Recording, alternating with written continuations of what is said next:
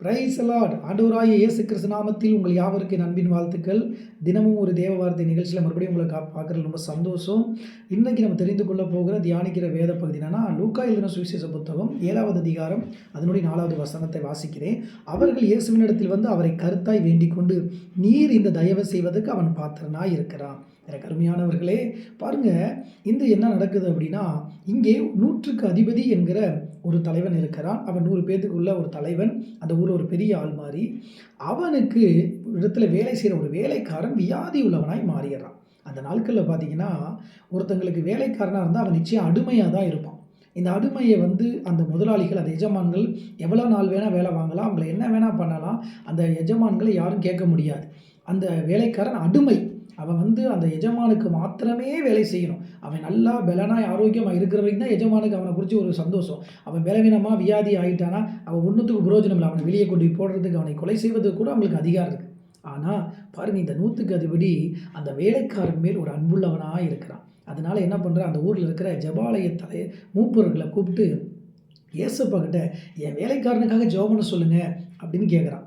ஏசப்பாட்ட இந்த மூப்பர்களும் போய், ஆண்டவரே, இந்த 100க்கு அதிபதி நீங்கள் தயவு செய்யறதுக்கு பாத்திரவானா இருக்கிறா. ஏன் தெரியுமா, அவன் நமக்கு ஒரு தேவாலயத்தை கூட ஆராதிக்க கத்தி கொடுத்துருக்கிறான். அவன் நல்லவன், அவனுக்காக வந்து அவனுடைய வேலைக்காரனுக்கு ஜெபம் பண்ணுங்கன்னு சொன்னதுமே ஆண்டவருக்கு ரொம்ப சந்தோஷம். நிச்சயம் அவனுக்காக வந்து நான் ஜெபம் பண்ணுறேன்ப்பா அப்படின்னு சொன்னதுமே பாருங்கள், ஆண்டவர் அவனுடைய வீட்டுக்கு வர கேள்விப்பட்டுட்டு இந்த 100க்கு அதிபதி என்ன பண்ணுறாரு, ஐயோ ஆண்டவர் என் வீட்டுக்கு வர சொல்லாதீங்க, அவர் என் வீட்டுக்கு வரதுக்கு நான் பாத்திரவான் அல்ல, அவர் ஒரு வார்த்தை சொன்னால் போதும் என் வேலைக்காரன் சுகமாவானே அப்படின்னார். ஆண்டவர் இந்த வார்த்தையை கேட்டு ஆச்சரியப்பட்டாராம். இஸ்ரவேலுக்குள்ளே இப்படி ஒரு விசுவாசம் உள்ளவனா, இவனை போல விசுவாசம் உள்ள ஒருவனை நான் பார்க்கல அப்படின்னாராம். எனக்கு அருமையானவர்களே, பாருங்கள், இந்த 100க்கு அதிபதின்றவன் அதிகாரத்தில் உள்ளவன்.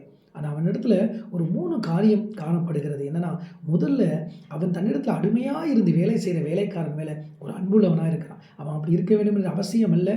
ஏன்னா அவனுடைய நாட்களில், அந்த நாட்களில் அவனைப் போல இருந்தவர்கள் இவனை போல அன்பாக இருக்கலை. ஆனால் இவன் அன்புள்ளவனாக இருக்கிறான். இரண்டாவது பாருங்கள், அந்த ஊரில் அவங்க ஆண்டவரை ஆராதிப்பதற்கு ஒரு ஆலயத்தை கட்டி கொடுக்குறான். அவன் ஒரு ஆராதனை ஸ்தலத்தை கட்டி கொடுக்குறான். மூன்றாவது, ஏசப்பா மேலே விசுவாசம் வைத்து ஆண்டவர் ஒரு வார்த்தை சொன்னால் போதும் என் வேலைக்காரன் சுகமானு நம்புகிறான். நீங்கள் நிறையா பாருங்கள், பண வசதி படித்தவங்கெல்லாம் சீக்கிரம் ஆண்டவர் நம்ப மாட்டாங்க.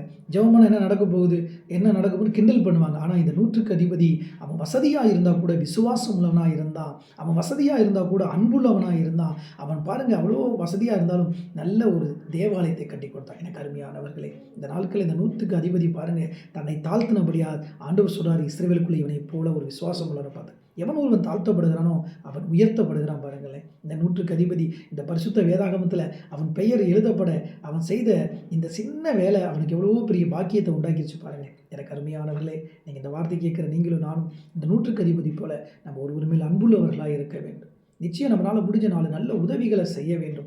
நிச்சயமாகவே ஆண்டவர் மேல் நம்ம விசுவாசம் உள்ளவர்களாக இருக்கும்போது கர்த்தர் நமக்கு ஒரு பெரிய காரியங்கள் செய்து நம்மளை ஆசீர்வதிப்பா. இந்த வார்த்தையை கேட்குற உங்கள் வாழ்க்கையிலும் இந்த 100க்கு அதிபதியுடைய வாழ்க்கையில் வந்தது போல அன்பு பெருக வேண்டும், நற்கிரியை செய்கிறது பெருக வேண்டும், அதே போல் ஆண்டவர் மேல் விசுவாசம் பெருக வேண்டும். நான் உங்களுக்காக ஜெபிக்கிறேன். கர்த்தர் உங்களை ஆசீர்வதிப்பார். தேங்க்யூ. God bless you.